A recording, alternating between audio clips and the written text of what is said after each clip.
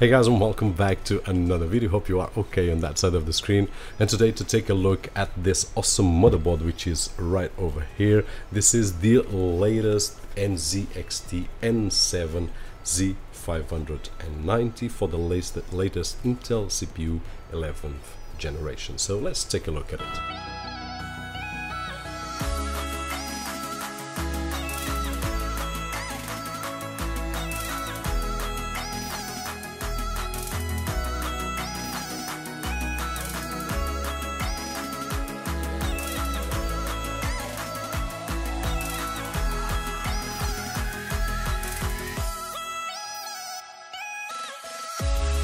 So after this very quick unboxing experience, we will take a look at this motherboard, some really interesting features. We will try to learn from each other and especially from your comments down below. And I'll try to share the highlights of this motherboard, at least the ones that I find more interesting. Let me start by showing you the CPU that I've got at this moment. This is the 11th generation i5 11600K, which is right over here. I'm not really sure if I can focus that. Possibly like that. Now in terms of storage, I already installed two, and look at this. This is a awesome motherboard. Everything is hidden, including the M.2 SSDs, which is right over here, one of which is the Sabrent, and this is the Rocket 4 Plus, and I've got the Rocket Q4 right over here. So this is a NVMe 4.0. This is the fastest SSD on the market, 7,000 megabytes per second on reads and on writes, which is awesome. And then we also have a NVMe 4.0 right over here. This is a bit slower. This is the Rocket Q4. I'll try to leave a link right over here with the speed test that we already done. Now in terms of motherboard, just looking at it, it's awesome. Take a look at it. The back PCB, all black, really nice and well designed. So, and you might say, okay Robert, I will not see that on my case, but it's always great to know that we have a great component. Now the rear I/O is built in, which is great. I love this kind of I/O, and of course in the front it looks just clean. It's available in black and also in white, so depending on what you are building, then you might choose one or another. That being said, let's go through some of the things that I do believe that are more interesting. And for that, what I'm going to do is I'm going to use the help of the case. As you can see, this is the case of the NZXT, also nice case, but you have seen probably on the unboxing images. Now, first of all, important things. This is a socket 1200 for 11th generation CPUs, but you already knew that. But did you know that it's compatible with the 10th generation?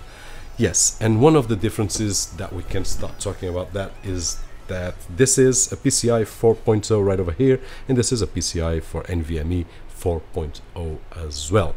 If we use 11th generation CPUs, if we use 10th generations, then it will work, but as a 3.0 generation and a 3.0. So in terms of the NVMe, we will have, instead of the 7,000 megabytes per second that we can get right now, we will have roughly half, 3,500, something like that. And in terms of the GPU, will depend on the GPU that we will. Actually, in my opinion, in terms of price to performance, this is the best CPU that you can get right now if you are just gaming. If you are editing videos and so on and so forth, then probably the i7 11700 will be fine. Not the K, just 11700. Moving on, in terms of memory, we have 4 DIMMs with a maximum of 128 gigabytes DDR4, which is right over here, as you can easily identify. In terms of expansion slots, everything that it's here we have already covered more or less. So PCI 4.0, PCI 3.0, and then all this one is 4.0 with 11th generation, this 3.0, 3.0, regardless of 10th generation or 11th generation. And then we have the smaller PCIs right over here, just in case we want to install a device such a capture card or something like that. So we are covered plenty of connections. In terms of storage, I already explained this. Now we also have the 4 SATA 6 gigabytes port, which are very well located right over here. Really clean design, this motherboard. Here it is, the 4 SATA ports right over here. Then we also have the 2.5 gigabytes LAN or Ethernet connectivity, which we will show you in just a few moments. Wireless, we will see that, and we will test when I put together the system, a full system with this motherboard. And then the audio, we will see that. The rear I/O, we will see that as well. In terms of the internal I/O, we have seen most accessories. I believe that I did show. If I didn't, I will right now. Accessories, 4 SATA cables.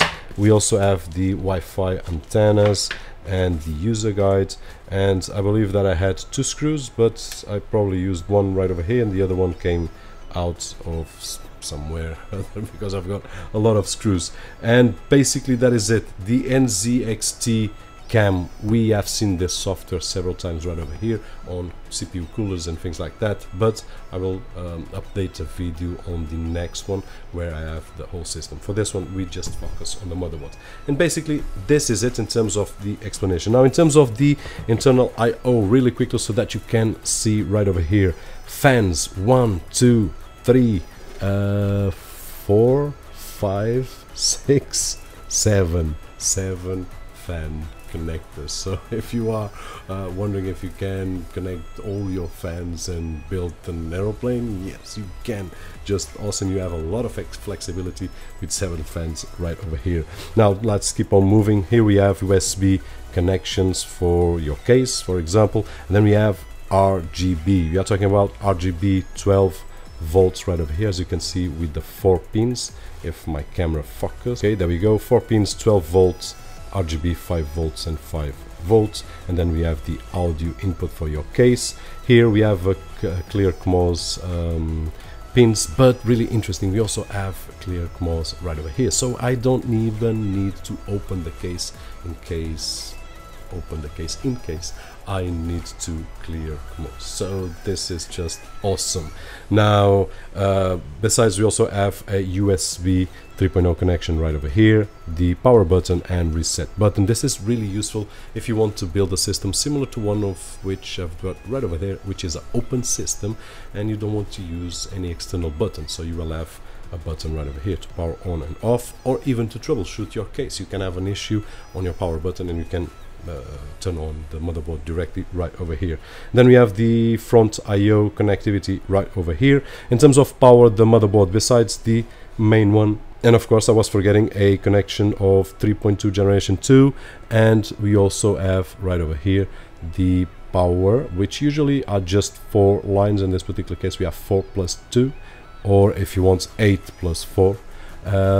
Fans we already seen, and then we have the RGBs right over here. So in terms of RGBs, 1 2 and another 3 right over here, which makes a total of 5 RGB connectivity.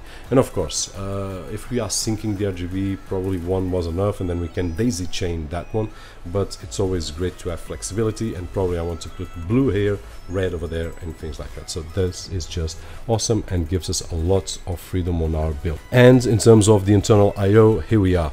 Now back I/O, I already covered the clear CMOS. You know what it is. Usually we have to open the case, and there is that option, but without opening the case I can just clear it and bam, troubleshoot my system. Wi-Fi connectivity, where we will put the antennas that come included. HDMI 1.4, although I do believe that if you are investing on this motherboard, which is a great motherboard, you will be investing in a GPU as well. The market is not yet on where we want, on where we wish, but it's also not as bad as it was in the beginning of the summer, so we are getting a little bit more better prices, less scalping, and more GPUs to choose, so there's the chance that we can purchase them. Now what we have more is 2 USB 2.0s for compatibility devices, and then we have 3 types of USB right over here. Now in terms of speeds, I'm going to try to explain this as best and as fast as I can. These 6 ports right over here are 5 gigabits.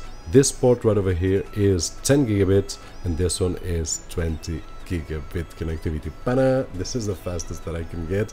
Now, if you search the USB revolution, call it whatever you want, it first started by calling USB 3.0 and then started to USB 3.1 generation 1 and so on and so forth. So there's a lot of misconception, there's a lot of information, names that were and then stopped being and then jumped from 3.0 to 3.1. So what we've got here are three types of USB. We have the USB 3.2 generation 1, which is this 6 right over here, 5 gigabits speed. Then we have USB 3.2 generation 2, which is 10 gigabits. Then we have USB 3.2 generation 2 times 2, which is 20 gigabits. So basically this is it. Now we also have the Ethernet connection 2.5 gigs, and then the audio inputs and outputs right over here, depending on the system that you are connecting to.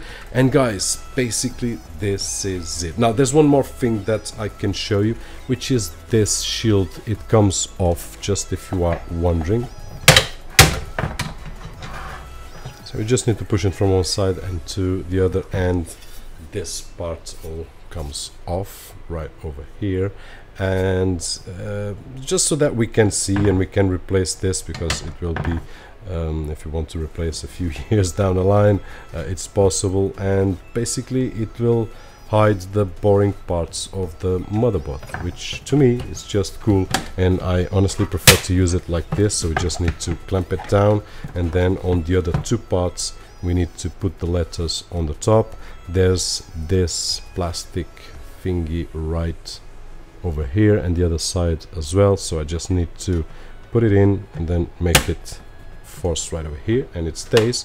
And the same with the bottom one, just need to align it. And if we are not sure where to put, we just need to know that this will need to be free.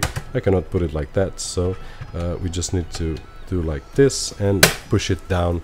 That is it. So really awesome, really clean, elegant, and yeah, it promises to be a great motherboard. Now, to know a little bit better, stay tuned to the channel. In a few days or a couple of weeks, let's see, I will try to assemble a full machine based on this motherboard right over here, and then test out it and share all the results with you guys as usual. And that is it. Hope that the video was helpful in some way, and if it was, don't forget that usual and very appreciated thumbs up right over there. My name is Roberto, and as always, I'll see you guys on the next one.